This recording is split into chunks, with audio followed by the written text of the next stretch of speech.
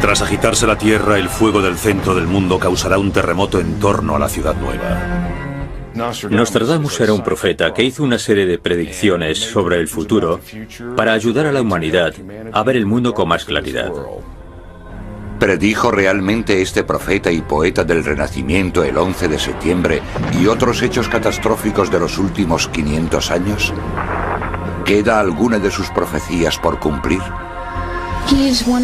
Es uno de los pocos profetas que ha durado tanto tiempo porque acertó. Ahora, en el 500 aniversario de su nacimiento, volvemos a repasar la vida de este hombre y sus sorprendentes predicciones del futuro.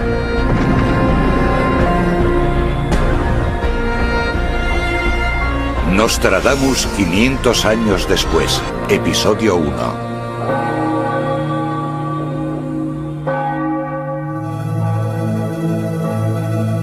Hace 500 años, un francés llamado Michel de Nostradamus escribió uno de los informes más increíbles de todos los tiempos.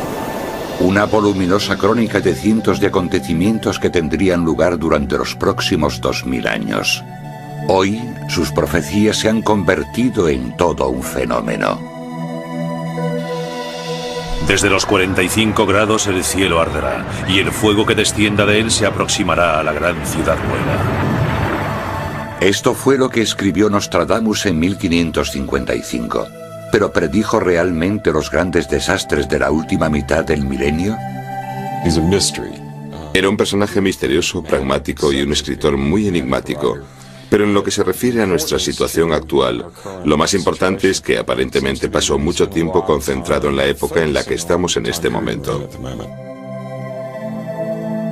Algunos dicen que sus versos demuestran que realmente tenía visiones del futuro y que predijo grandes acontecimientos como la Revolución Francesa, las tragedias de los transbordadores espaciales y las dos guerras mundiales del siglo XX.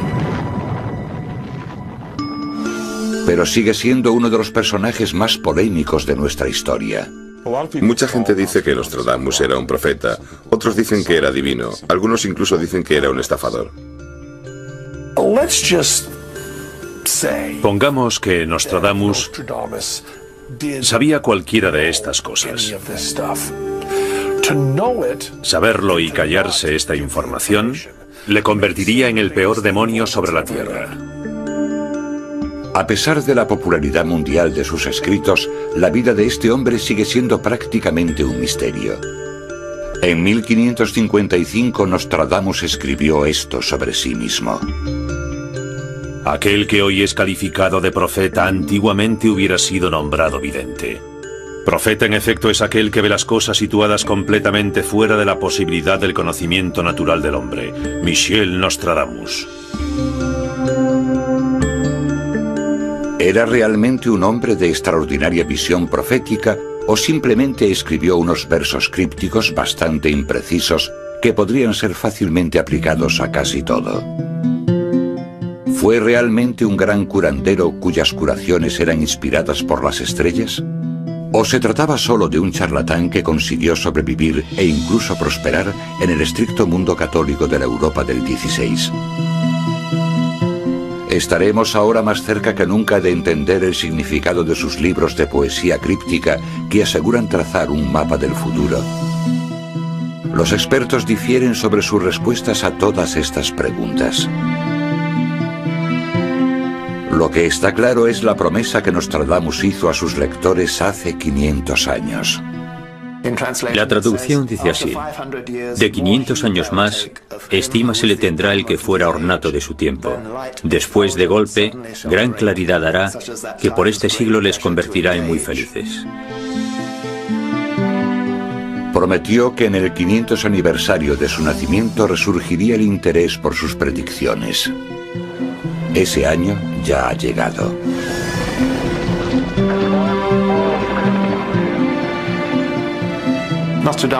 El 500 aniversario de Nostradamus es importante porque él mismo sugirió en uno de sus cuartetos que después de 500 años sus profecías serían más apreciadas.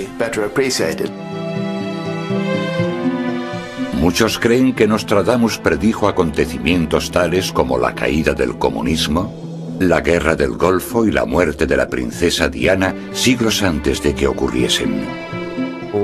Muchas de las cosas que predijo Nostradamus para esta época, que incluso hace 10 años, cuando la guerra del Golfo Pérsico pensábamos que eran ridículas, ahora parecen estar haciéndose realidad.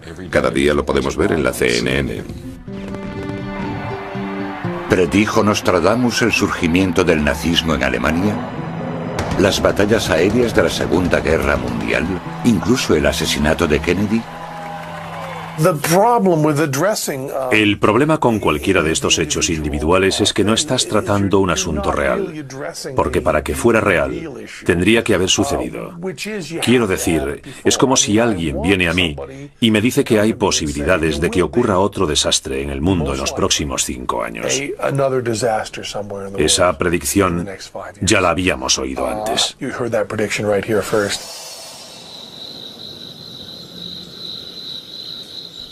Aunque la mayoría de sus profecías se refieren a acontecimientos mundiales y calamidades, algunas rozan lo macabro, alimentando la creencia de que estaba relacionado con el ocultismo. Según la leyenda local, cuando la tumba de Nostradamus fue saqueada, los saqueadores vieron que llevaba una medalla alrededor de su cuello, con la fecha exacta en la que su tumba sería abierta y saqueada.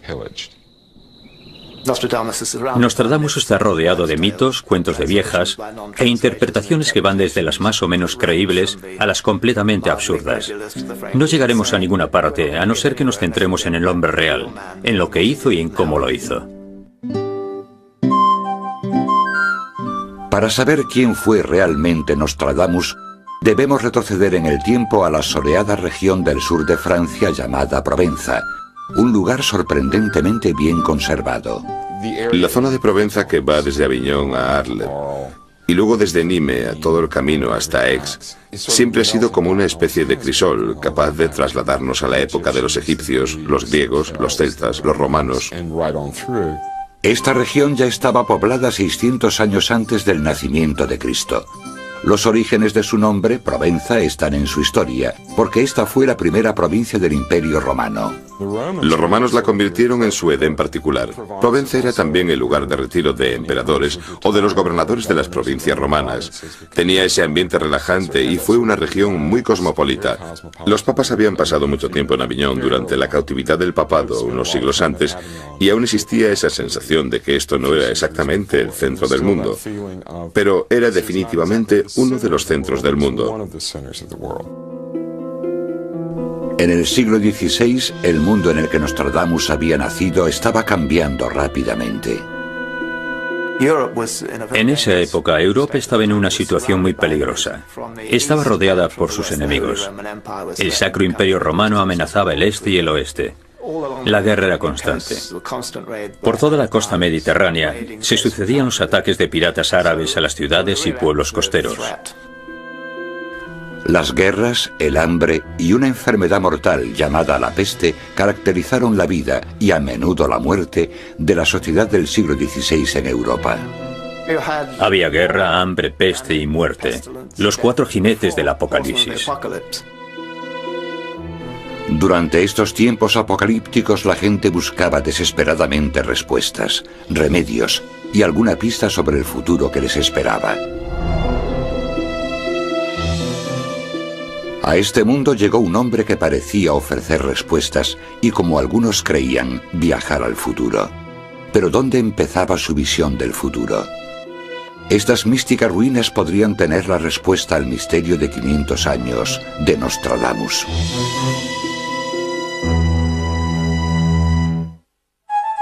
Ha pasado casi medio milenio desde que Nostradamus escribiera sus asombrosas predicciones del futuro. Y ha seguido siendo famoso gracias a los más de 400 libros populares que han sido publicados acerca de sus profecías. Su nombre aún aparece en los titulares de los periódicos y su imagen nos observa desde revistas, películas y portadas de libros. Todos tienen un mismo propósito, explicarnos cómo era realmente este hombre. Pero ¿cuánto de esta imagen que hemos asociado a Nostradamus está basada en hechos? De los pocos exponentes históricos que existen, hay 2 en concreto que según muchos conservan una imagen realista de este hombre. El primero es un retrato de Nostradamus pintado por su hijo César. César era un pintor bastante bueno.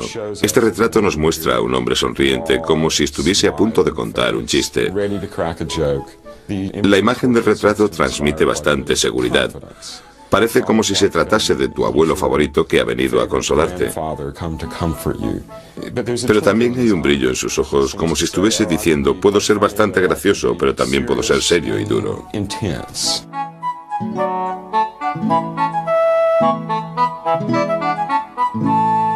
Los expertos creen que el segundo exponente es la descripción que hizo de Nostradamus una de las personas más cercanas a él. Esta es la descripción que hizo de Nostradamus su secretario Chavigny. Tenía una altura más o menos media. Era físicamente robusto, vital y fuerte. Tenía la frente muy ancha, la nariz recta y ojos grises de mirada dulce que brillaban cuando se enfadaba. Sus mejillas eran de color carmesí, incluso a una edad bastante madura. De barba larga y abundante, rostro duro y a la vez sonriente, pero esta dureza se suavizaba por su gran humanidad. Para los demás era muy espabilado y tenía repentinos ataques de rabia, pero aún así era un trabajador paciente. Dormía solo 4 o 5 horas cada noche.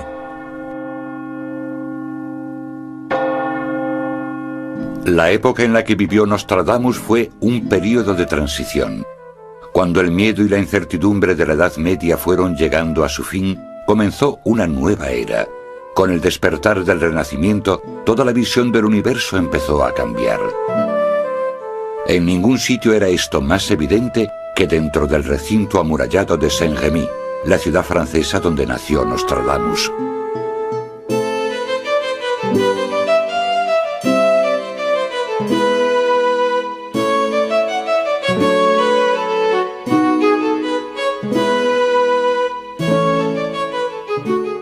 Saint-Rémy conserva su sabor medieval, incluida una boca de alcantarilla en medio de la calle.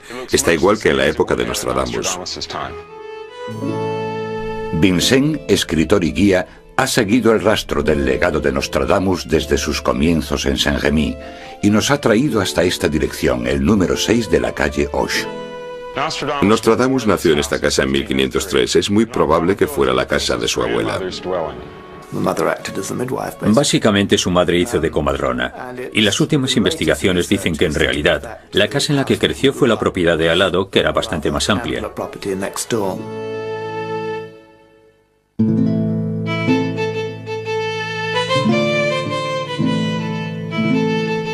Fue bautizado con el nombre de Michel de Notre-Dame, un apellido católico que significa Nuestra Señora.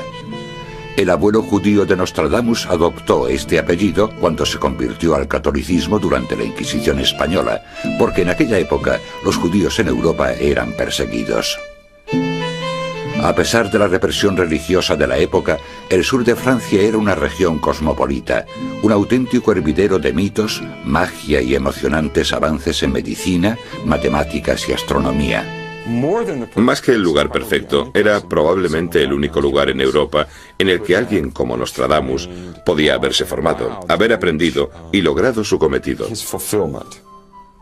Desde una edad muy temprana, el joven Michel de Notre-Dame estaba interesado por estas materias. Su abuelo paterno, Jean de Saint-Rémy, era el consejero del pueblo y quizás también fuera el médico. Así que en la familia había mucha tradición por estudiar. Desde una edad temprana, Nostradamus estudió latín y probablemente un poco de hebreo y matemáticas.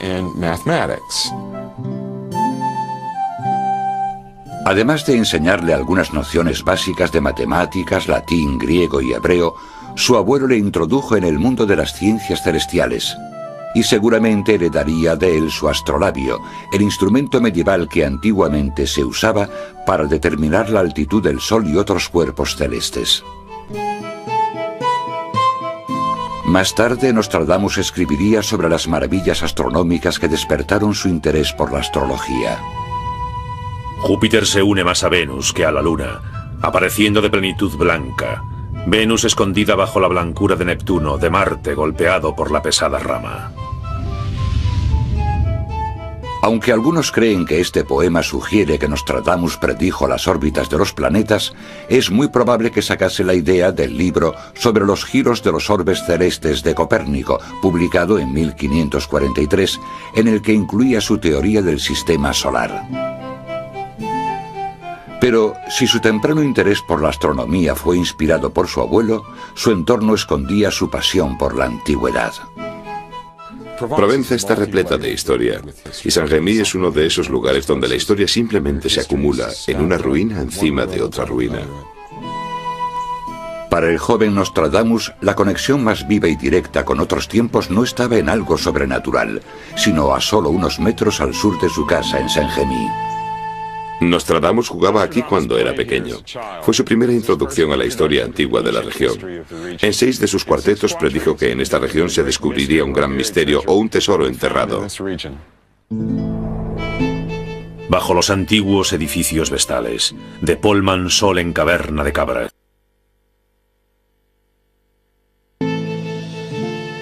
Al pie de una cadena de montañas de piedra caliza estaba la entrada de una antigua ciudad romana llamada Aglanum, con un mausoleo y un arco del triunfo. El tesoro o el botín que predijo Nostradamus podría tratarse de parte de la ciudad, ya que ésta no fue descubierta ni excavada hasta 1921. ¿Había visto el futuro? Quizás nunca sepamos la respuesta, pero definitivamente este lugar inspiró al joven Nostradamus. Simplemente jugar en las sombras de estos monumentos era como sumergirse en otro tiempo. Esculpidos en los muros del interior del mausoleo había relieves de los abatidos prisioneros y escenas de batalla de una antigua conquista romana. ¿Qué es todo esto? Estos enormes monumentos debieron de ser de una raza de gigantes. Debió de quedarse absolutamente impresionado.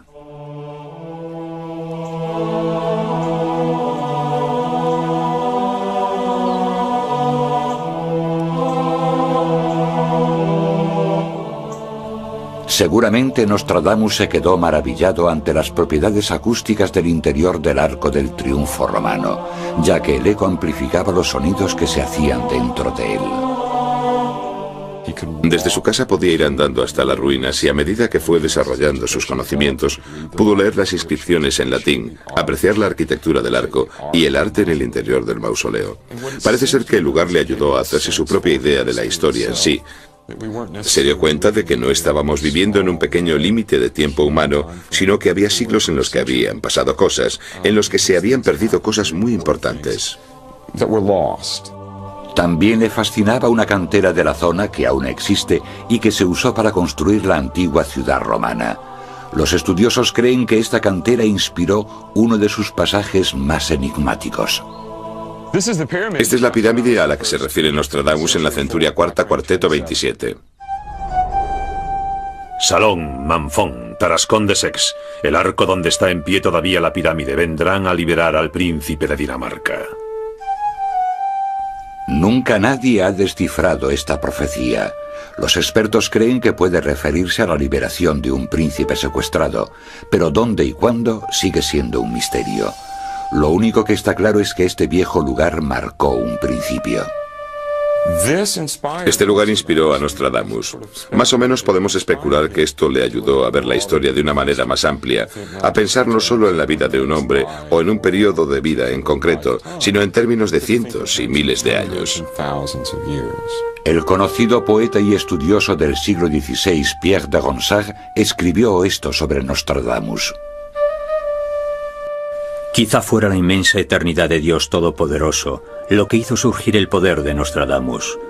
O quizá fuera cosa de un demonio malvado o bondadoso. Quizá su espíritu escala hasta el cielo por encima de los mortales y desde allí repite sucesos prodigiosos. Yo no lo hubiese creído si el cielo que concede el bien y el mal a la humanidad no hubiese sido su inspiración. Era una época maravillosa. Mientras el joven Nostradamus iba creciendo, el mundo en torno a él ofrecía un asombroso espectáculo de logros humanos. En su cuarto y último viaje al Nuevo Mundo, Cristóbal Colón había conseguido cruzar el Atlántico. En Florencia, Italia, el escultor Miguel Ángel Buonarroti había tallado una pieza de mármol de 5 metros de altura llamada el David. Y Leonardo da Vinci había pintado un retrato llamado Mona Lisa. En 1519, a los 16 años, Michel de Notre Dame se trasladó a la antigua ciudad amurallada de Aviñón, a orillas del río Ródano, al sur de Francia. Aquí se matriculó en un curso de retórica, matemáticas, música y astronomía. Según la creencia popular, durante su estancia en la Universidad de Aviñón, se convirtió en un gran erudito e incluso se licenció en medicina. Pero la llegada de la peste a esta región por entonces hizo improbable una larga estancia en la universidad.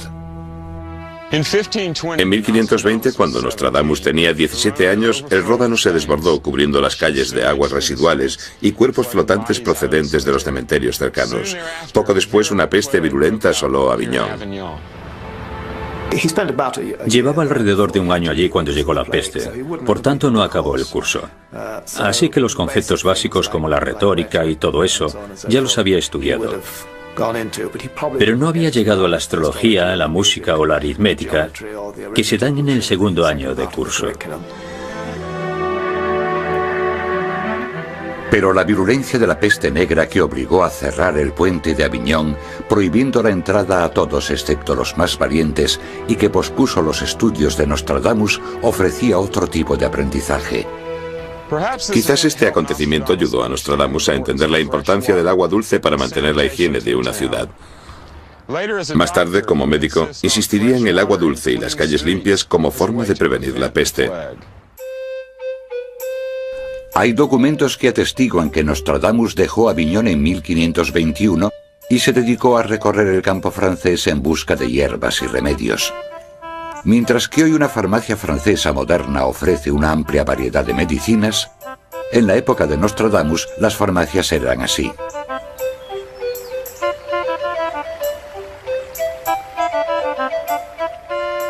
En honor al 500 aniversario de Nostradamus, la ciudad de Galier, al sur de Francia, ha plantado un jardín de hierbas muy parecido al que Nostradamus hubiese utilizado para experimentar con la medicina natural. Madame de la Rosière es la cuidadora. En este jardín hay plantas que sirven para protegerte contra las tormentas, para mantener alejadas a las brujas, y plantas con las que las chicas pueden averiguar el nombre del amor de su vida antes de conocerle. Para Nostradamus, lo más importante de un jardín alquímico como este era su significado y su simbolismo. Él hubiese entendido los símbolos de este jardín. Los utilizaba para trabajar, y otros alquimistas también los utilizaban. Entre las plantas medicinales que Nostradamus encontró en sus viajes estaban las alcachofas, cuyas raíces decían que servían para curar la ictericia, los saucos, cuyas ramas eran utilizadas para curar la fiebre, las granadas, que según decían aumentaban la fuerza, y una gran variedad de flores, rosas, lavanda y salvia, cuyos usos aún no estaban totalmente claros. Después de estar 8 años recolectando hierbas, Nostradamus dijo: He pasado mis años de juventud estudiando y experimentando con hierbas medicinales. De 1521 a 1529 me dediqué a viajar por una serie de tierras y países en busca de conocimientos medicinales. Fue entonces cuando este boticario de 26 años se matriculó en medicina en la prestigiosa Universidad de Montpellier. Pero su solicitud nos hace pensar que quizás no estuviese tan interesado en realizar sus estudios. Firmó la solicitud como Miki de Nostradamia. Bueno, era un poco demasiado informal.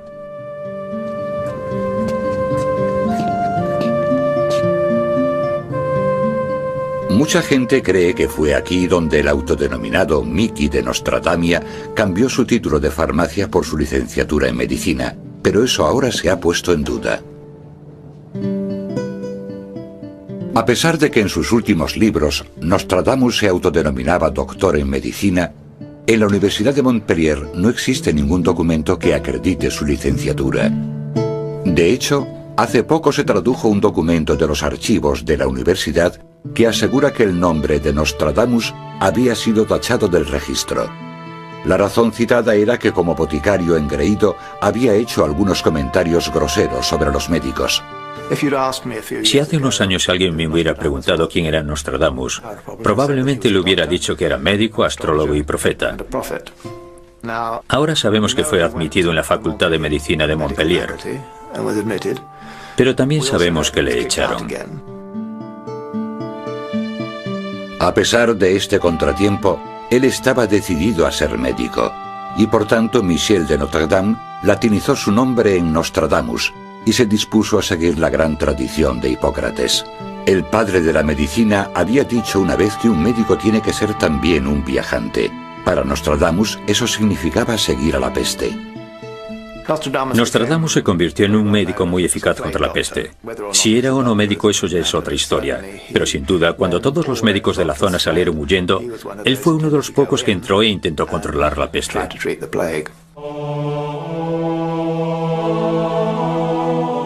Como más tarde escribió su hijo César, fue una tarea de enormes proporciones. Las personas afligidas por la enfermedad abandonaron toda esperanza de recuperarse. Las casas estaban abandonadas y vacías, los hombres desfigurados, las mujeres lloraban. Los camilleros trabajaban sin cesar.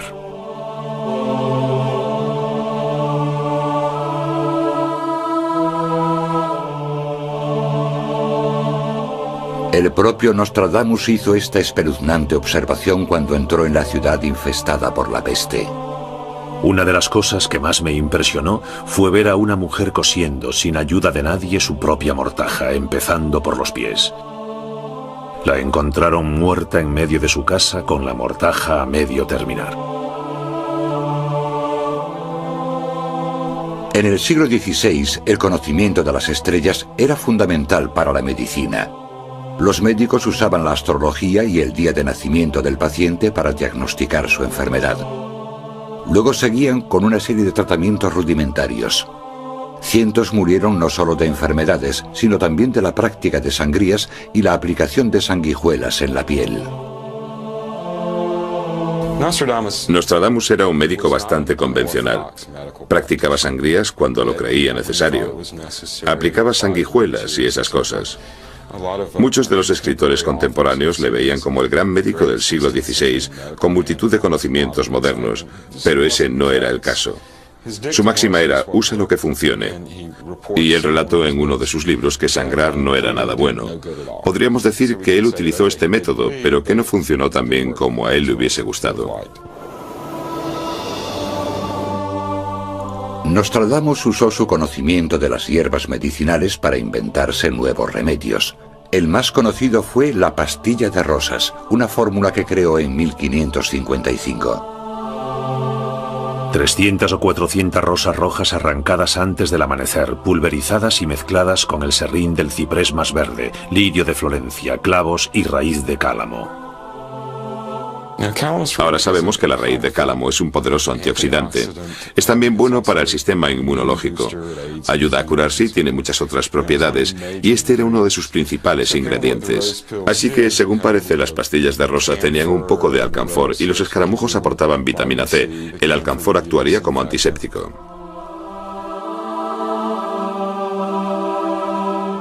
Poco más se sabe de este remedio, pero algunos dicen que su mejor arma contra las enfermedades era en realidad su obsesión por la limpieza. Lo que hizo fue quemar los cadáveres, las sábanas, quemar todo con lo que había entrado en contacto la gente infectada con la peste.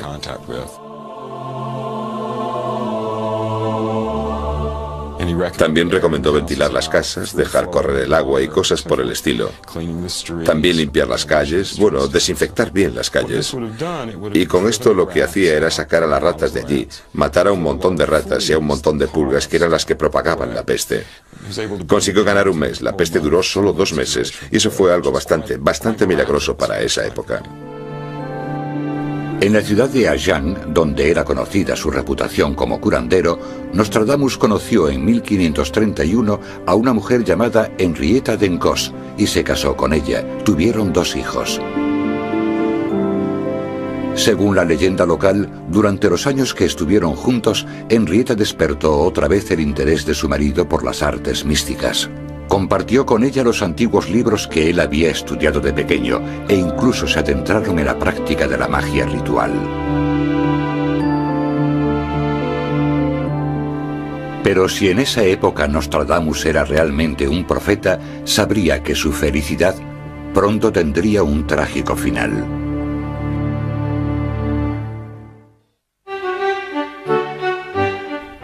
La imagen que se da de él en la sabiduría popular y la leyenda es la de un misterioso mago conectado con espíritus, demonios y ángeles.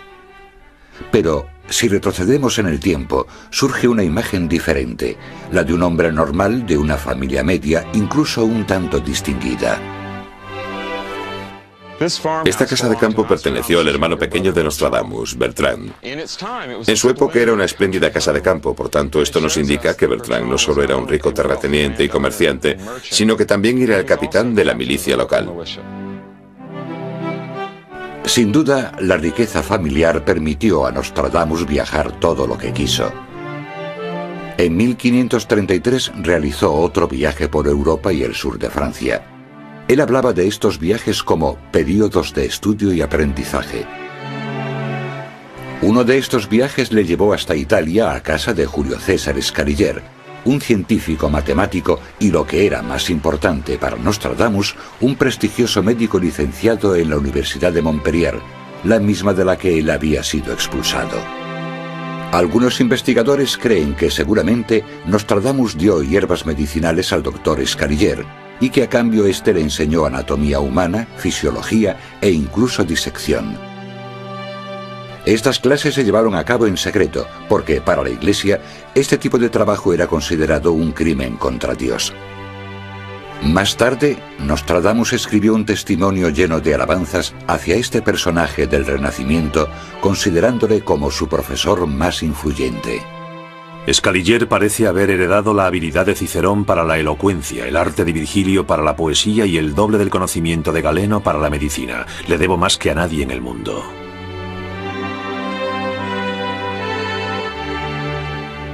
Otra de las cosas que más influyeron en la vida de Nostradamus fue una tragedia familiar. En 1534, mientras él estaba lejos de casa, su mujer y sus 2 hijos contrajeron la peste y murieron. En ese momento, Nostradamus solo tenía fama de curandero e intelectual, pero tras la muerte de su mujer y sus hijos se volcó en el misticismo. A partir de entonces, la magia y las ciencias ocultas condicionarán su vida. A los 47 años, Nostradamus se casó por segunda vez, después de haber perdido a su primera mujer y a sus hijos. Su segunda mujer fue Anne Ponsard, viuda de un abogado influyente. Anne aportó una riqueza considerable al matrimonio y con el tiempo le dio 6 hijos. Se fueron a vivir a un pueblo del sur de Francia, Salon de Provence. Este pueblo es ahora un destino turístico de moda, pero aún se siente la presencia de este profeta de 500 años. Una pintura gigante de Nostradamus adorna la ciudad y vigila atentamente a los visitantes. La antigua torre del reloj, un monumento a la sabiduría, aún conserva la imagen de los 7 planetas conocidos en el 16. Y la calle donde estuvo su casa ahora rinde homenaje a su habitante más famoso. Esta es la calle donde vivía Nostradamus y esta es la casa donde vivió Nostradamus durante los últimos 20 años de su vida y donde escribió sus profecías. Su casa de salón era bastante grande para esa época. Puede que se les hiciese un poco pequeña con 6 hijos en casa, sirvientes, secretarios, etcétera, etcétera. Pero no estaba mal para un médico bien pagado que ganaba bastante dinero para esa época.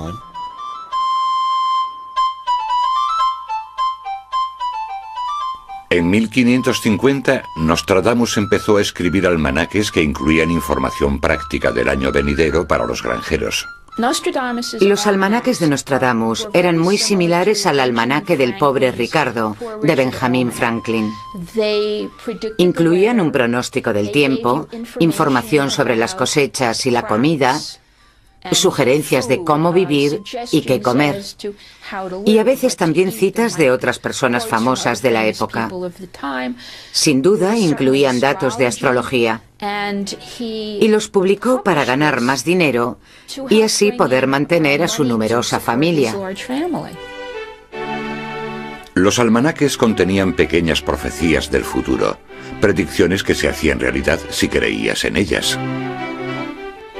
En toda la luna nacerán monstruos diversos, tanto humanos como animales, inundaciones, sequías, obispos nacen y princesas mueren. El rey Enrique II lo leía casi todos los días. Sin duda causaron bastante revuelo. Nostradamus fue una de las primeras personas en ganarse la vida escribiendo almanaques anuales. Tras el éxito de esta publicación, Nostradamus quiso llegar a un público más amplio con su Tratado de los Afeites y las Confituras. En el siglo XVI había esta idea de que si pertenecías a la nobleza, si eras una dama tenías que tener un cierto tipo de aspecto. Y a las mujeres de clase media les interesaba mucho todo esto, así que fue muy buena idea. Toda mujer adinerada que quisiese tener los dientes más blancos, una piel más clara y un buen remedio para teñirse el pelo cobrizo, compró un ejemplar. Y Nostradamus sacó mucho dinero de esto. Fue el equivalente del siglo XVI a un bestseller. El libro incluía recetas para tintes de pelo, perfumes, medicinas para la tos y una especie de pasta de dientes fortalecedora. Para blanquear los dientes, da igual lo negros o marrones que estén, muela 3 medidas de cristal, sílex, mármol blanco, sal de roca y caparazones de caracol. Frote los dientes con este polvo y en solo unos días verá sus dientes más blancos. Mientras los europeos compraban sus productos de belleza por pura vanidad, Nostradamus empezó a ver el futuro.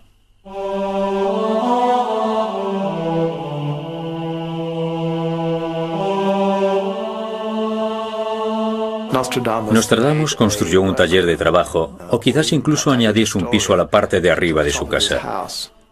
Hay que tener en cuenta que tenía 6 hijos y que necesitaba tranquilidad para hacer su trabajo. Así que necesitaba algún sitio alejado y algún tiempo separado de ellos. Según parece, hacía la mayor parte del trabajo en el estudio por la noche, cuando todos sus hijos estaban durmiendo. Nostradamus describió lo que sucedía en su ritual nocturno mientras miraba un bol de agua situado encima de su escritorio, una práctica que recuerda al oráculo de Delfos. De noche sentado y en secreto estudio, exigua llama saliendo de la soledad, hace prosperar lo que no debe creerse en vano. Hay toda una escuela de pensamiento que afirma que Nostradamus era lo que en aquella época se llamaba un teurgo. Teurgo es la palabra medieval para mago. Una persona que mediante sus conversaciones con los ángeles se comunica directamente con Dios. La varita mágica en el medio de su mano se coloca. Humedece su ropa y sus pies con el agua. Una voz, miedo. Él tiembla en su bata. Divino esplendor. El Dios se sienta cerca. No estoy seguro de si Nostradamus necesitaba entrar en trance para hacer sus profecías, pero definitivamente, en el caso de otros adivinos, profetas y chamanes, había una serie de rituales y prácticas establecidas que usaban normalmente y parece ser que hasta cierto punto esto era bastante universal. Ayunar era uno de ellos, la meditación era otro. Muchos creen que a través de este tipo de rituales, Nostradamus escribió las profecías de los acontecimientos del año 3797, entre ellos la terrible predicción del fin del mundo.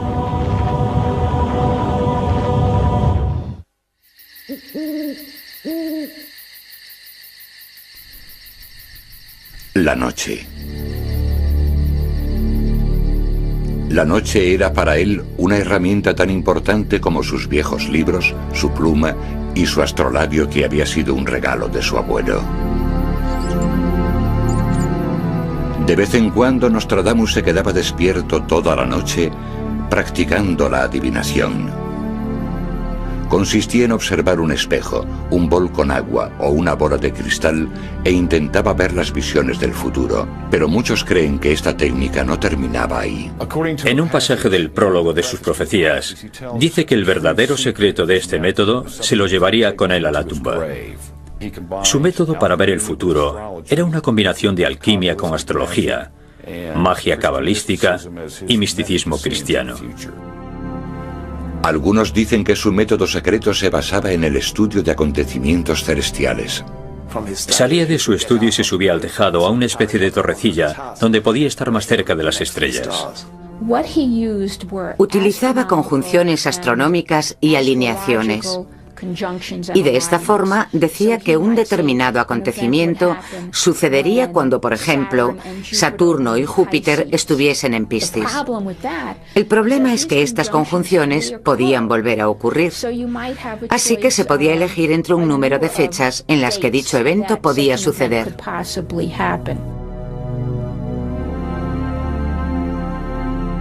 Nostradamus escribió sus predicciones en 1000 poemas de 4 versos llamados cuartetos. Escribió en su lengua materna, el francés, pero para protegerse de los cazadores de brujas de la época, incluyó versos en latín y griego e incluso anagramas.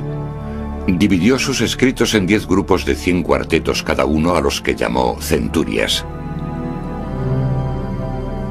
Y nada más terminar su primer conjunto de versos, Nostradamus destruyó cualquier prueba con la que la Inquisición pudiese acusarle de criminal. Dispongo de volúmenes que llevan mucho tiempo escondidos, pero temiendo el uso que se podría hacer de ellos, los encomiendo a las llamas.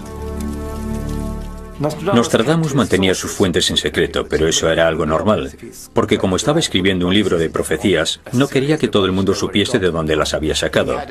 Si hubiese tenido algún tipo de fuentes mágicas, las habría quemado. No quería que la gente pensase que era un mago. Los lugareños ya sospechaban bastante de él. Los cuartetos de Nostradamus vieron la luz por vez primera en toda Europa en mayo de 1555, cuando se publicó una colección llamada Les Prophéties de Michel de Notre Dame. El más famoso fue el cuarteto sobre el rey Enrique II, que trataba de cómo moriría. Compitiendo en una justa, una lanza atravesaría su casco de oro. El joven león vencerá al viejo. En un campo de liza y a un solo combate. En jaula de oro perforará el ojo, 2 heridas en una, seguidas de muerte cruel. El joven león atravesando el casco y perforando su ojo. Todas estas pistas que están en el cuarteto apuntan directamente a un acontecimiento muy específico. Por crípticos que puedan sonar estos versos para la mayoría de nosotros, en el siglo XVI en Francia estaban muy claros. Enseguida se interpretaron los versos del cuarteto 35 de la primera centuria, asegurando que sugerían que el monarca francés Enrique II moriría en una justa. La reina Catalina de Medici intentó evitar que el rey se batiese en duelo, porque el cuarteto de Nostradamus había predicho su trágico final. Por tanto, esta fue la profecía más importante desde que comenzara su carrera como profeta famoso. El accidente mortal ocurrió en el verano de 1559, cuando en la boda de su hija, el rey organizó una justa. Se enfrentó al conde de Montgomery, el jefe de la Guardia Real escocesa.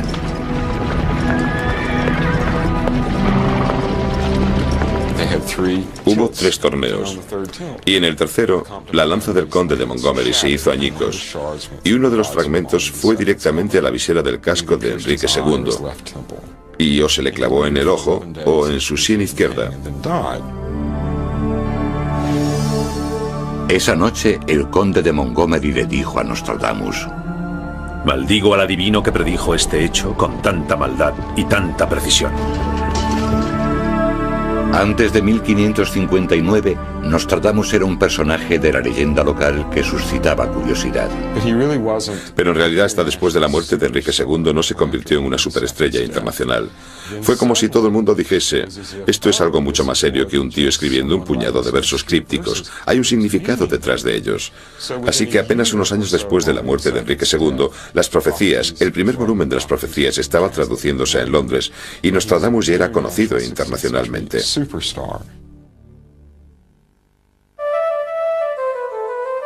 Tras la muerte de Enrique II, la reina Catalina y su corte hicieron un viaje por Francia para intentar tranquilizar al pueblo. La histórica procesión, encabezada por más de 7.000 caballos reales, llegó a Salon de Provence en 1554. Cuando llegaron a su castillo del sur, el Château Lamperrie en Salon, la reina ordenó que le trajeran a Nostradamus. Más tarde dijo: Cuando visitamos Salón, vimos a Nostradamus, quien prometió a mi hijo el rey Carlos IX una larga vida. Nostradamus fue llamado a la corte para tener una reunión con Catalina de Medici, que era la reina en esa época. Como había predicho con exactitud lo que le sucedió al rey, Catalina le pidió que predijera el destino de sus 7 hijos, que eran pequeños. En esa época eran bastante pequeños. La reunión tuvo lugar en la Salle d'Honneur, también conocida como la Sala de la Chimenea. Nostradamus examinó a los 7 niños reales y emitió sus predicciones para el futuro. Y no se equivocó cuando le dijo que cada uno de sus hijos serían reyes y reinas. Serían monarcas de diferentes países de toda Europa. La historia ha demostrado que sus predicciones fueron correctas, pero los cambios en la ascensión al trono real se produjeron porque 4 de los hermanos murieron prematuramente. En la edición de sus profecías de 1557, escribió lo siguiente sobre la familia real. De 7 ramas, a 3 serán reducidos. Los mayores serán sorprendidos por la muerte. Si las 7 ramas eran los 7 niños de Catalina, entonces Nostradamus habría predicho el futuro correctamente. Solo 3, Enrique III, Francisco y Margarita, seguían vivos en 1576.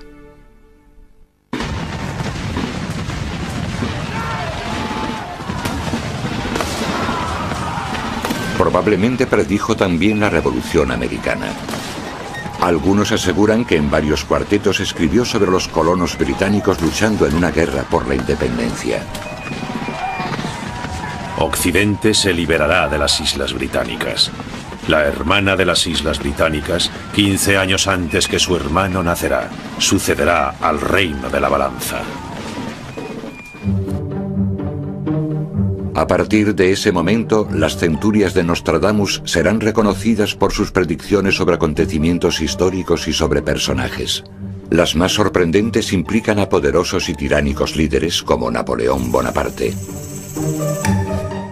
Muchos de sus cuartetos eran sobre Napoleón. Decían que Napoleón había nacido en una isla de Italia y que luego sería exiliado a otra isla. A Nostradamus no le caía bien Napoleón. Creo que le llamaba el carnicero. Un emperador nacerá cerca de Italia, que será vendido muy caro al imperio, que les parecerá menos príncipe que carnicero. De soldado simple llegará al imperio, de ropa corta llegará a la larga. Napoleón nació en Italia. De hecho, empezó como soldado con uniforme corto y más tarde, como emperador, llevó largas vestimentas. Por 14 años se mantendrá la tiranía. En efecto, el reino de guerra y terror de Napoleón empezó en noviembre de 1799 y duró 14 años, hasta que en abril de 1814 fue exiliado a Elba. Es probable que escribiese otro cuarteto en forma de anagrama para predecir las sangrientas guerras de Napoleón. Po, nacido Lorón, más a fuego que a sangre será. Si se mira desde el punto de vista del anagrama, cuando Nostradamus habla en su cuarteto sobre 3 lugares llamados Napoloren, podría ser que la frase oculta tras el anagrama fuese Napoleón Roi, Napoleón Rey. Quizá porque era francés, muchos de los escritos de Nostradamus se centraban en su país natal. Algunos estudiosos creen que predijo la Revolución Francesa de 1789, 234 años antes de que ocurriera. Sus versos describen los detalles escabrosos de las ejecuciones en la guillotina de María Antonieta y el rey Luis XVI. Por gran discordia la tromba temblará, acuerdo roto levantando la testa al cielo, boca sangrante en la sangre nadará. El rey elegido causa tempestad, fuego, sangre, corte. Predicciones como esta han fascinado y desconcertado al mundo entero, cuando una tras otra parece que se han ido haciendo realidad, incluso en el siglo XX. Pero ¿estarán las grandes catástrofes aún por llegar?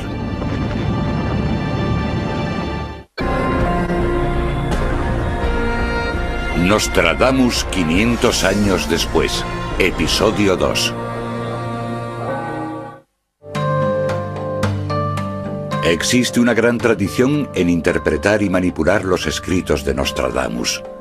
A lo largo de los siglos, determinadas palabras y frases de sus trabajos han hecho creer a muchos que predijo decenas de hitos históricos. Aunque muchas veces predije cosas que acabaron ocurriendo, estaba dispuesto a guardar silencio. Pero después decidí escribir frases ambiguas y crípticas, complicando mis escritos con un lenguaje impreciso, pero sobre todo profético, relatando los acontecimientos de la futura evolución de la humanidad, sobre todo los más urgentes. En 1555 Nostradamus escribió: será pastor semidios honrado cuando la luna acabe su gran ciclo. Este cuarteto podría predecir el trabajo del pionero científico Louis Pasteur, creador de un proceso de conservación de alimentos que lleva su nombre. O quizás simplemente sea un verso que incluye la palabra francesa Pasteur, refiriéndose al pastor de la iglesia.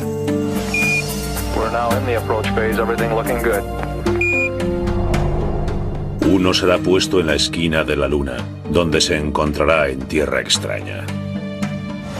Algunos creen que este pasaje contiene la prueba definitiva de que Nostradamus predijo los futuros viajes espaciales. La llegada del hombre a la luna fue una de las predicciones más increíbles que hizo Nostradamus, y les diré por qué. Él dice que uno será puesto en la esquina de la luna, donde se encontrará en tierra extraña. Y si nos fijamos en la versión original, vemos que utiliza la palabra luna en vez de lin.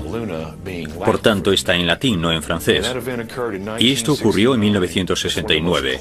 Esta es una de las profecías más claras de Nostradamus.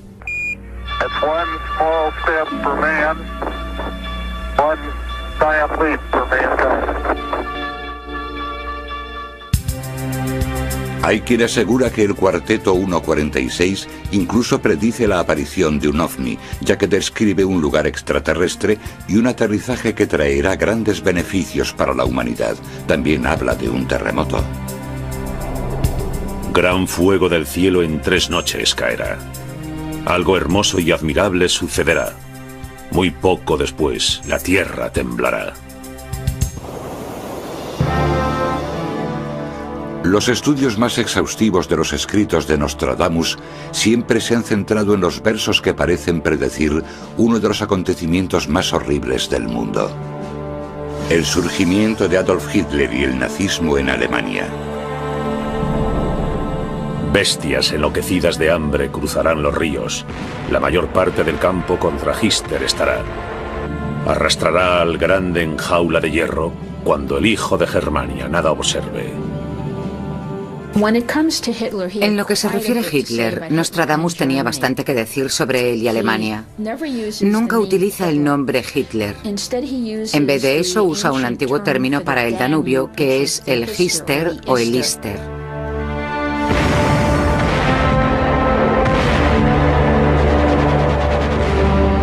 German High Command has committed at least 20 full-strength divisions to the winter offensive. En el cuarteto 224, Nostradamus escribió: la mayor parte del campo estará contra Hitler. Y si echamos un vistazo a la historia, vemos que hubo numerosas naciones que se opusieron a las potencias del eje. Sin duda el mejor ejército del mundo estaba en contra de Hitler, y fue el mejor ejército del mundo el que venció a los nazis. Pero, ¿por qué Nostradamus usó el término Hitler para referirse al dictador alemán? Nostradamus utilizaba alusiones para representar simbólicamente gentes y cosas, y una de las palabras que utilizó fue Hitler. Yo estoy convencido de que Hitler es una alusión a Hitler. Solo le falta una letra para formar la palabra Hitler. Se trata de un anagrama de Hitler con un doble sentido, que es algo que le gustaba mucho hacer a Nostradamus. Muchos creen que la frase jaula de hierro fue otro símbolo utilizado por Nostradamus para representar la maquinaria de hierro de la guerra. Un capitán de la Gran Alemania, que por su lengua seducirá a las masas, sojuzgará los confines del Danubio, perseguir las cruces por hierro, saqueo y robo. En el cuarteto 335, Nostradamus predice que alguien seducirá a las masas con su oratoria. Y si lo miramos desde un punto de vista histórico, vemos que Hitler era un magnífico orador y que era conocido como el diablo de la elocuencia, por así decirlo. Y de hecho sedujo a las masas con su oratoria. Los nazis interpretaron los múltiples significados de los cuartetos de Nostradamus en su propio beneficio. Y Hitler sacó provecho del conocido nombre de Nostradamus, citando profecías como esta en su propaganda política. Cederá a la Gran Alemania Brabante, Gante, Brujas y Boulogne. La tregua santa, el gran duque de Armenia, asaltará Viena y Colonia. Magda Goebbels, la mujer del ministro de propaganda de Hitler, creía que Nostradamus había predicho el triunfo de los nazis y su influencia en el partido era notable. Pero además de predecir el triunfo de Hitler, también describió con detalle el gran sufrimiento de sus víctimas. Tras la victoria de rabiosa lengua, vencedor sanguíneo por conflicto de la arenga, asar la lengua y la piel y los huesos. Parece ser que en el cuarteto 456 hay una referencia directa al Holocausto. Nostradamus escribió: vencedor sanguíneo por conflicto de la arenga, asar la lengua, la piel y los huesos. Y para mí, esta es una alusión muy directa a la horrible tragedia del Holocausto, porque un montón de personas fueron quemadas vivas. Sufrimiento, tiranías e incluso conquistas. Algunos creen que predijo una de las mayores batallas de la historia. 6 de junio de 1944. Más de 5.000 barcos y aviones desembarcaron a 22.000 soldados aliados en la costa de Normandía, en Francia. Aludió Nostradamus al épico ataque de la Segunda Guerra Mundial conocido como Día D. Por los huevos y lugares circundantes estarán en guerra por causa de las nubes, gámaros, langostas y mosquitos. De Le Mans falta serán bien reveladas. Es fascinante cómo intenta describir estas escenas de batalla con las palabras que él conoce, porque nunca antes ha visto este tipo de cosas.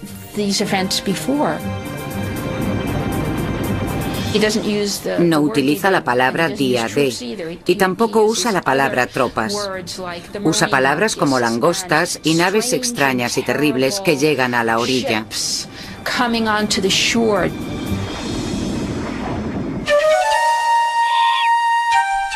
Aparentemente, los crípticos versos de Nostradamus también predijeron los ataques atómicos contra Japón que pusieron fin a la Segunda Guerra Mundial.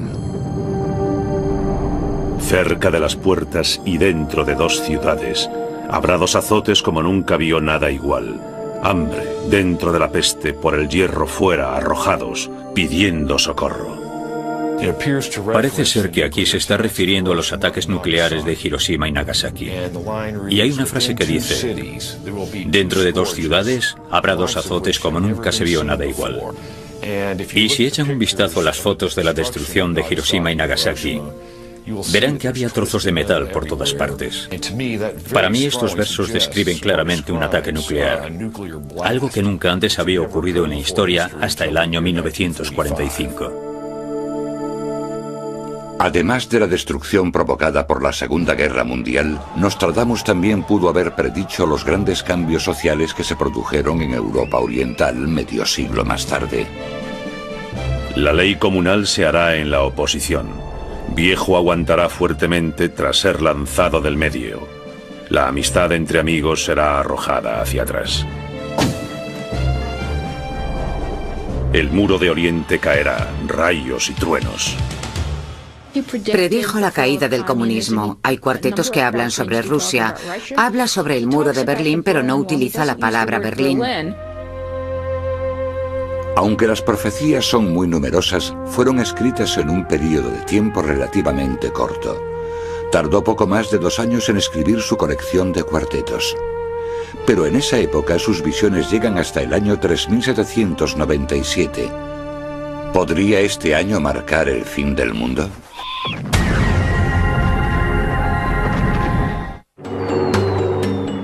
Muchos creen que Nostradamus predijo la guerra y la destrucción que tendrían lugar cientos de años después de su muerte. Pero, si sus profecías fueran reales, escribió sobre personas que ni siquiera se hubiese podido imaginar en lugares que aún no existían. Dallas, Texas, 22 de noviembre de 1963. La obra antigua se acabará. Del techo caerá sobre el gran mal ruina. Inocente hecho muerte se acusará. Culpable escondido soto bajo la escarcha. En el cuarteto 637, Nostradamus parece hacer una referencia al asesinato de Kennedy. Y hay 2 líneas que a mí realmente me impactaron. La primera es: inocente hecho muerte se acusará. Si te paras a pensarlo, Lee Harvey Oswald fue la cabeza de turco de aquel crimen. En mi opinión, fue acusado falsamente. El cuarteto continúa con una referencia al culpable escondido soto bajo la escarcha. Y si buscan en el diccionario la definición de la palabra soto, verán que describe un sitio poblado de árboles y arbustos. Y al haber vivido en Dallas, puedo asegurar que esta palabra describe perfectamente las montañas de la zona. Otro cuarteto, escrito en 1556, predice aparentemente la desgracia de otro presidente de Estados Unidos, Richard Nixon. El viejo burlado y privado de su plaza por el extraño que lo sobornará. Este pasaje podría haber predicho también la desgracia de otro presidente americano más. Hará cegar por lívido el honor. Será conocida del adulterio la ofensa, que llegará a su gran deshonor. Los defensores de Nostradamus aseguran que este cuarteto hace referencia al escándalo de la Casa Blanca que involucró a Mónica Lewinsky y al entonces presidente Bill Clinton. I did not have sexual relations with that woman, Miss Lewinsky. Supuestamente el cuarteto número 228 predice la tragedia de otra persona famosa, la princesa Diana, que murió en París el 31 de agosto de 1997. El penúltimo, con el apellido del profeta, tomará a Diana por su día y descanso. Según dicen, la primera frase hace referencia a Dodi Al-Fayed, el hijo del dueño de Harrods, Mohamed Al-Fayed, cuyo nombre es similar al de un profeta islámico. La segunda, su día y descanso, podría referirse al domingo, el tradicional día de descanso y el día de la semana en el que murió. Podrían también referirse al día de fiesta nacional que coincidió con el funeral de Diana. Todas las tiendas y empresas de Inglaterra estaban cerradas, mientras el mundo compartía su dolor por la muerte de una de las mujeres más populares del siglo. Cuesta creer que las profecías de Nostradamus fueran realmente escritas en el siglo XVI, una época tan distinta a la nuestra. Aún así, al igual que su contemporáneo Leonardo da Vinci, Nostradamus parece haber descrito tecnologías que nadie de su tiempo había visto jamás. Cuando el pez terrestre y acuático, por fuerza vaga al suelo sea llevada, su forma extraña, suave y horrorosa, por mar a los muros muy pronto los enemigos. Definitivamente Nostradamus predijo aviones, submarinos y un montón de tecnología moderna. De noche el sol pensarán haber visto, cuando el puerco semi-hombre se vea, ruido, canto, batalla al cielo, batir, apercibido. ¿Serían los pilotos de combate los puercos semi-hombres de la visión de Nostradamus? Aquí nos damos cuenta de que a pesar de que viese estas cosas, no las entendía demasiado y las veía como maravillas de la modernidad. Los aviones parece que eran una espada de doble filo. Podía ver que traerían beneficios, pero que a su vez serían también un gran instrumento de guerra.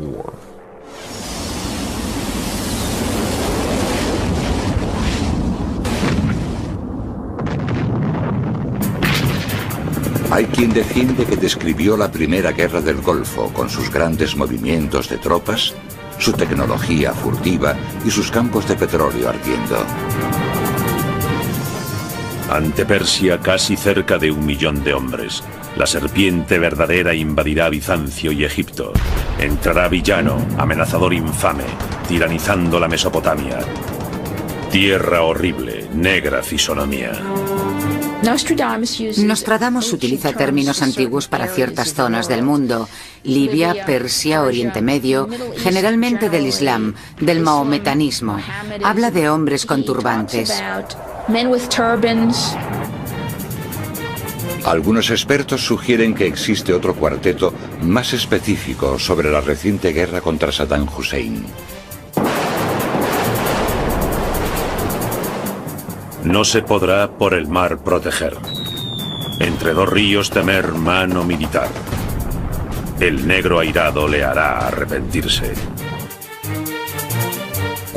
Según parece, en el cuarteto 633 se hace referencia al combate y a la actividad militar en Irak. Y las 2 líneas que más me impresionaron son las que dicen: entre 2 ríos temer mano militar. El negro airado le hará arrepentirse.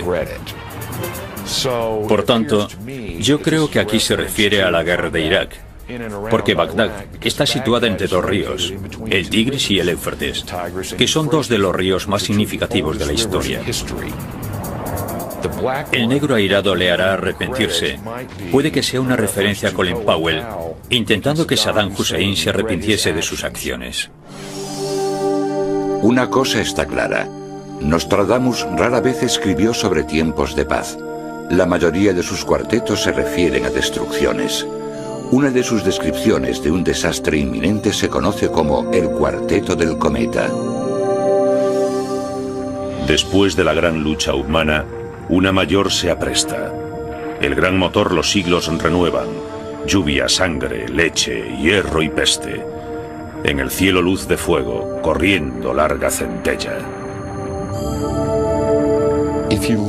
Si echas un vistazo al cuarteto que habla del cometa y la larga centella, te das cuenta de que la idea del cometa y de la tragedia de la lanzadera espacial podrían ir unidas, que forman parte de una misma metáfora, parte de una misma imagen. Pero el cometa de los versos de Nostradamus quizás tenga más significados que el de una tragedia. Sí que habla de cometas, pero normalmente como presagios de un acontecimiento. No habla de que necesariamente vayamos a ser golpeados por un cometa. De hecho, algunos piensan que aquí estaba hablando de una serie de acontecimientos que tendrían lugar en nuestra época. Mabus pronto entonces morirá. Llegará de gente y bestias una horrible derrota. Luego de golpe la venganza se verá. Mano, sed, hambre, cuando corra el cometa. Cuando echamos un vistazo a algunos de estos cuartetos que aparentemente se refieren a nuestra propia época, tenemos que buscar los anagramas, los acontecimientos, las posibles interpretaciones que quizás a simple vista no sean tan evidentes. El cuarteto número 262 nombra a un líder malvado o a unos líderes con un nombre extraño: Mabus. Mabus es un anagrama que aparentemente se creó a partir del nombre Osama Bin Laden y George Bush, componentes que si se juntan forman el nombre Mabus. Así que parece ser que Nostradamus está indicándonos una época en la que desde su punto de vista es muy difícil distinguir a los buenos de los malos. Simplemente ocurren muchas cosas extrañas y todo se complica. ¿Estarán ocurriendo ya los trágicos acontecimientos descritos en el cuarteto de Mabus? Desde los 45 grados el cielo arderá, fuego acercándose a la gran ciudad nueva. Al instante gran llama esparcida saltará cuando se quiera de normandos hacer prueba. Con respecto a los acontecimientos del 11 de septiembre, hay varias palabras clave en 6 o 7 cuartetos que realmente parecen hacer referencia a esta tragedia. Una es la referencia a una gran llama que saltará al cielo. Los expertos también destacan la frase que contiene la ciudad nueva. La ciudad nueva hace alusión a Nueva York. Y si lo piensas, en la frase la gran ciudad nueva, detrás de ciudad nueva podrías poner fácilmente York. Y por tanto, te das cuenta de que, con ciudad nueva, Nostradamus está aludiendo a la ciudad de Nueva York. El verso más importante del cuarteto parece predecir la localización exacta. Desde los 45 grados el cielo arderá. Hace referencia a los sucesos del 11 de septiembre, porque el estado de Nueva York está a 45 grados de latitud norte. Supuestamente, Nostradamus escribió estos versos sobre un país que estaba a 4.800 kilómetros y aún no había nacido. Pero algunos expertos son escépticos. Me gustaría que los defensores de Nostradamus nos hablasen del siguiente desastre tipo World Trade Center antes de que ocurriese, no después. No es justo ver lo que ha ocurrido y luego coger los escritos y decir, ajá. De hecho, muchos están convencidos de que no tenía ningún tipo de poder especial y de que en realidad no era más que un charlatán. Simplemente es una más de las cosas sin sentido en las que la gente cree. No hay ningún misterio en torno a Nostradamus.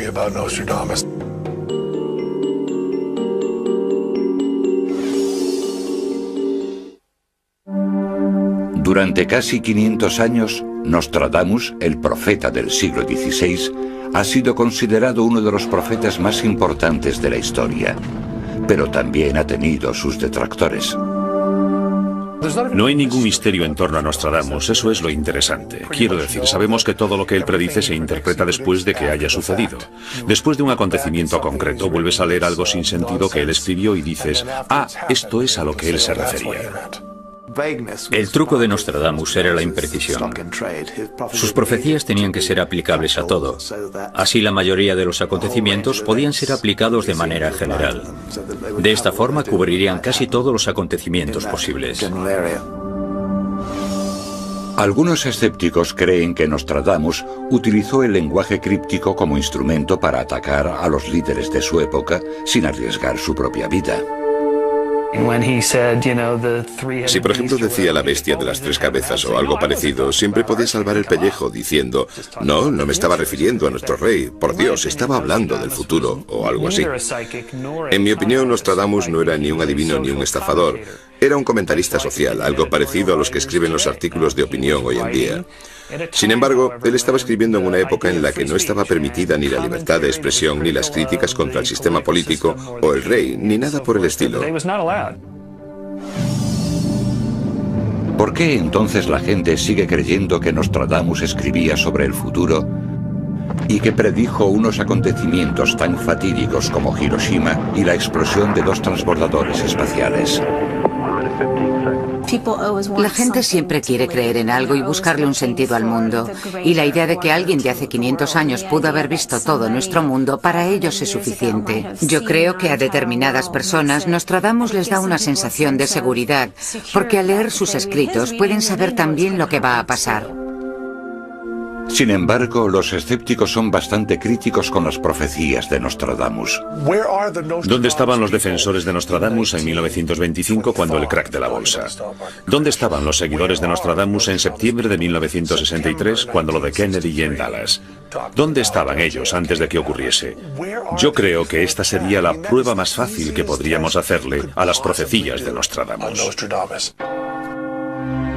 La primera y más famosa predicción de Nostradamus fue que el rey francés Enrique II moriría en una justa. El joven león vencerá al viejo en un solo combate. Pero un estudio minucioso del cuarteto revela que apenas hay conexión entre la profecía y el acontecimiento. Habla de que el joven león vencerá al viejo. Bueno, Montgomery y Enrique II eran prácticamente de la misma edad. No era uno más joven y otro más viejo. Y no fue en un campo de liza. De hecho, fue un juego, un duelo en un campo de juego. Y en cualquier caso fue un accidente.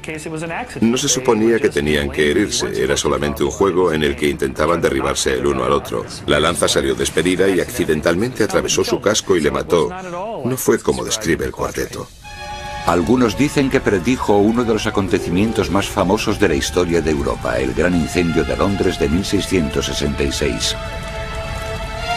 La sangre del justo en Londres será escasa, quemados por rayos de 23 los 6. La dama antigua caerá de puesto alto, de misma secta muchos serán muertos. Pero estos versos, escritos en 1564, también podrían referirse a sucesos que tuvieron lugar en su propia vida.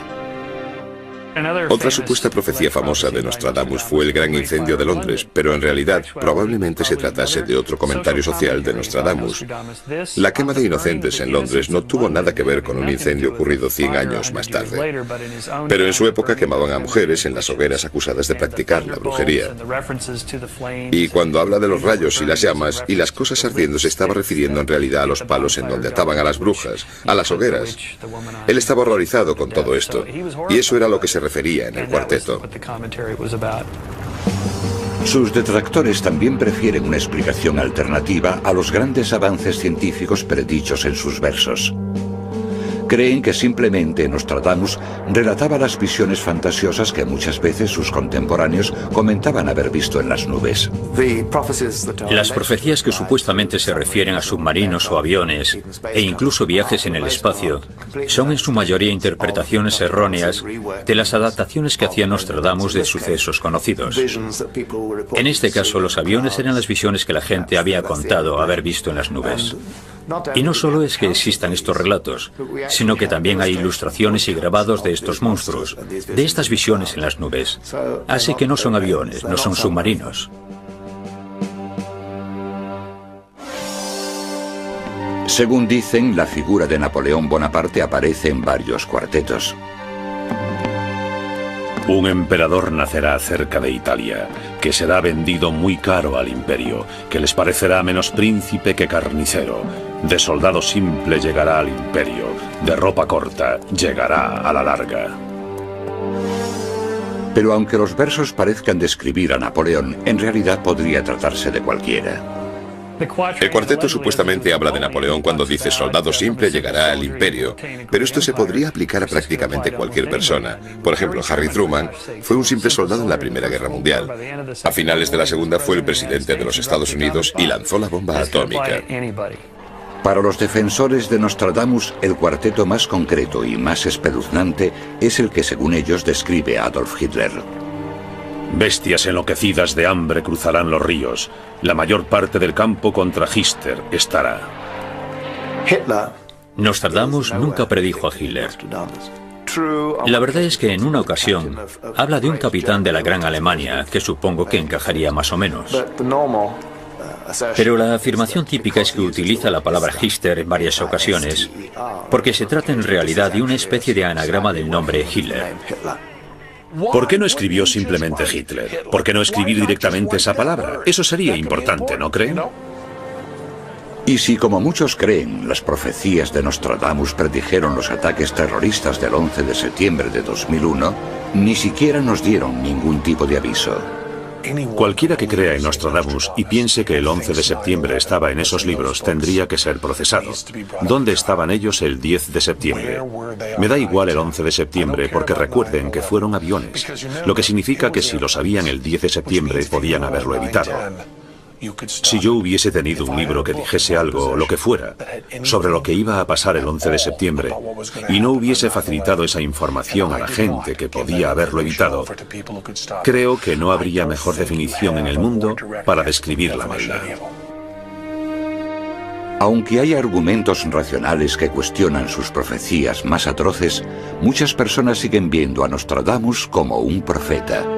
El mundo se interesa por él cada vez que hay una crisis mundial seria, porque abrimos el libro de las profecías para encontrar una respuesta a la crisis. Y si la palabra impresa fue su vehículo de expresión durante los últimos 500 años, los sucesos del 11 de septiembre lo condujeron a un medio que ni siquiera él hubiese vaticinado jamás. Una de las mayores manifestaciones de Nostradamus en los últimos años fue el revuelo que se formó después del 11 de septiembre. El principal grupo de noticias de Nostradamus en Internet recibió más de 8.000 consultas sobre si había predicho los atentados. Al mismo tiempo, su web recibió un auténtico aluvión de preguntas, más de 500.000 de consultas, y tuvo que ser cerrado. En los días posteriores al 11 de septiembre, Nostradamus estaba por toda la red. Fue una de las búsquedas principales en Google. El libro número 1 en ventas de Amazon.com fue una biografía de Nostradamus, al igual que otros 5 que estuvieron entre los 25 libros más vendidos de Amazon.com, así que estaba por todas partes. Esta espeluznante profecía, supuestamente escrita por Nostradamus, estaba por toda la red apenas 2 días después de los atentados. En la ciudad de Dios habrá un gran trueno. 2 hermanos se separarán por el colapso. Mientras la fortaleza resiste, el gran líder sucumbirá. La tercera gran guerra comenzará cuando la gran ciudad esté en llamas. Nostradamus, 1654. Pero Nostradamus murió en 1566. No pudo haber escrito este pasaje en 1654. Y en sus trabajos publicados no hay rastro de este cuarteto. Era un fraude. Aún así, aunque los escépticos pongan en duda sus supuestas predicciones, Nostradamus sigue siendo un personaje conocido y un escritor de gran éxito. La pregunta que aún sigue en pie es ¿por qué? Nostradamus sigue siendo popular por un par de razones. La primera es que se trata de un sabio de la Edad Media, y tenemos esa idea de que en la antigüedad existía una especie de sabiduría profunda que podríamos heredar. En parte también yo creo que es simplemente cosa de los medios. Es como una leyenda urbana, una historia que se repite una y otra vez. Pero si la historia de Nostradamus es solo una leyenda urbana, ha conseguido sobrevivir al paso del tiempo. En ningún sitio es esto más evidente que en su ciudad natal, Salon de Provence. 500 años después de su muerte, el espíritu de Nostradamus continúa infundiendo el miedo y la inquietud incluso en las almas más valientes.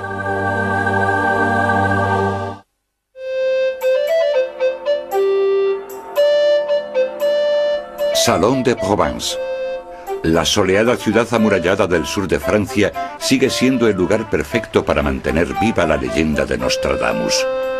Aquí fue donde escribió unas 36.000 palabras de profecías y predicciones. Crió a 6 hijos y comenzó un legado editorial que ha durado más que ningún otro, algo que ni siquiera el propio Nostradamus hubiese vaticinado. A los 62 años, sus almanaques y colecciones de versos se empezaron a editar en toda Europa y podían ser leídos en alemán, italiano, inglés, español y su idioma original, francés. Durante el último año y medio de su vida escribió la mayor parte de las profecías. En 1565 completó su 10ª y última colección de cuartetos, pero cuando iba a cumplir 63 años, su salud empezó a empeorar. Tenía artritis, gota, hidropesía y edema. Llevaba bastante tiempo sufriendo de gota. Era una enfermedad bastante común en esa época. Los informes indican que Nostradamus empezó a escribir su testamento en 1566. Su enorme colección de antigüedades y monedas acumuladas durante sus viajes por toda Europa valía el equivalente hoy en día a casi 1 millón de euros. A pesar de que el profeta había ganado la mayor parte de su dinero vendiendo el futuro a sus clientes, no tenía claro cuál de sus hijos sobreviviría para heredar sus más preciadas posesiones. Así que su colección de libros y cartas sería legada al que llegase primero a la edad adulta. Su hijo César heredaría el astrolabio de latón que Nostradamus había heredado de su abuelo. En junio de 1566 pidió que le subieran la cama al piso de arriba, a su estudio secreto, donde esperaría la muerte. El 1 de julio de 1566 dictó su última predicción a su secretario y escribano Jean Chavigny. Puedo asegurar con toda certeza que él sabía cuándo moriría, el día e incluso la hora. Me dijo: no me verás vivo al amanecer. Chavigny declaró que Nostradamus le dijo que al día siguiente ya no estaría vivo, y eso fue cierto. Le encontraron en su estudio, muerto de pie, a la mañana siguiente.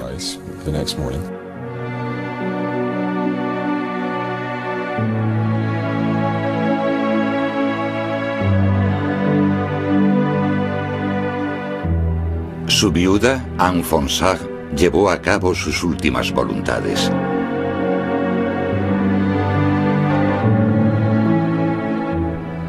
Fue enterrado en una iglesia franciscana en Salon, donde descansó en paz durante 200 años. Pero en 1780, durante el caos de la Revolución Francesa, su tumba fue abierta y profanada por saqueadores. El acontecimiento hizo surgir una leyenda. Los saqueadores habían encontrado el esqueleto de Nostradamus con una medalla en torno a su huesudo cuello. Según dicen, la medalla tenía inscrito en números romanos el año exacto en el que su tumba sería abierta y saqueada. Ese mismo año, sus restos fueron recogidos y llevados a su lugar definitivo de descanso en la iglesia de Saint-Laurent, en Salon de Provence. Al principio, Nostradamus fue enterrado de pie de la misma forma que fue encontrado la mañana de su muerte. Después de que su tumba original fuera saqueada, los pocos huesos que quedaron fueron enterrados aquí. La cripta ocupa un lugar de honor en la acertadamente llamada Capilla de Notre Dame. Esta es la segunda tumba de Nostradamus. La inscripción dice: aquí descansan los restos mortales de Michel Notre-Dame, el único hombre digno, a juicio de todos los mortales, de escribir con pluma casi divina, bajo la influencia de los astros, el futuro del mundo.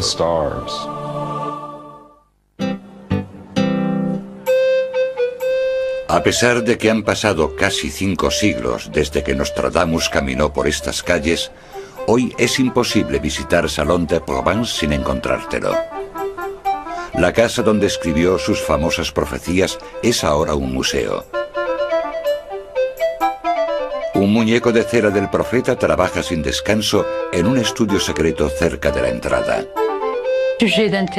Cada año vienen al museo visitantes procedentes de 60 o 70 países extranjeros que vienen aquí para descubrir a Nostradamus o para trabajar en sus escritos y su historia. De hecho, en su 500 cumpleaños, la leyenda de Nostradamus aún sigue viva. El gran Château de l'Empéry, que fue el lugar donde se reunió con la reina de Francia, ahora atrae a los visitantes que vienen siguiendo los pasos del profeta, y en él pueden comprar como souvenir una camiseta, un libro o un muñeco. Pero, escéptico o creyente, lo que está claro es que la gente se siente atraída por su memoria y su misterio. Toda persona que esté interesada en los escritos de Nostradamus tiene derecho a hacer su propia interpretación, y nosotros no estamos ahí para decirle que piense esto o piense lo otro. Tenemos conocimiento de bastantes hechos objetivos de su vida, mezclados con áreas mucho menos objetivas e imprecisas. Nosotros estamos aquí para decirle a la gente: vale, estos son los hechos, pero lo demás no lo sabemos.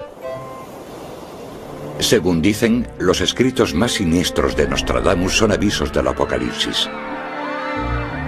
Llantos, gritos, lamentos, alaridos, terror. Corazón inhumano, cruel, negro y transido. Le Mans, las islas de Génova, los mayores. Sangre derramada, frío, hambre, para nadie perdón. Pero los expertos creen que estos son avisos, no promesas, y que el concepto más importante que nos dejó Nostradamus es que el futuro no está escrito. Todos los juegos de palabras, los acertijos, se hicieron para crear una determinada situación, de modo que la persona que estuviese leyendo las profecías solo las entendiese cuando el suceso hubiese pasado. En otras palabras, Nostradamus no estaba intentando predecir el futuro, intentaba darnos un mapa de futuros alternativos. La última fecha que menciona es 3797. Pero no dice que ocurrirá algo, simplemente sus profecías se acaban ahí. Hay gente que piensa que entonces se acabará el mundo.